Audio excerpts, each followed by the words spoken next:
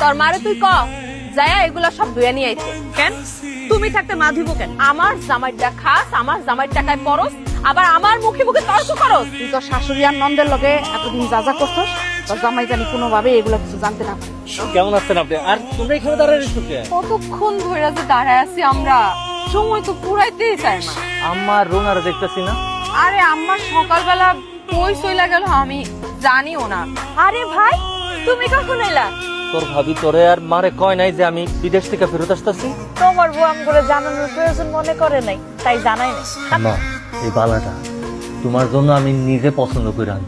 কেন বাবা তুই আমার লেগে বালা আনতে গেছো? বৌমার লেগে আনবি না? বৌমা এনো তুমি এই বালা জোড়া নাও, আমার লাগবো না। মা, এটা তোমার জন্য আনছি, তোমার কাছে রাখ। আচ্ছা বাপ, সীমা কি তোমার যত্নার্থী নেয়? আমার অনেক যত্ন করে। তোর জামাই আমাকে এইভাবে অপমান করলো, তার মায়েরা কি দিল? সোনার বালা। আর আমার মায়েরা দিছে যায় না, আমারে কইছে আইফোন দিব, এই যে একটা পুরান ফোন দিছে। আমার মারে ভাইরে যারা অপমান করছে তাগো প্রতিশোধ আমি নিমু ভাইজান। রাগ করো না ভাইজান। কি ব্যাপার, এমন মন খারাপ করে বসে আছো কেন? আমার মারে ভাইরে অপমান করে এখন তুমি জিগাইতে আইছো মন খারাপ কেন? আমি শাশুড়ি আমার কই অপমান করবো? তো তুমি আমার মারে জায়নামাজ দিতে গেছো কেন? তোমার আমি ফোন দিয়া কইছি যে আমার ভাইয়ের জন্য একটা আইফোন কিনা নিয়ে আসো, কেন আনলা না?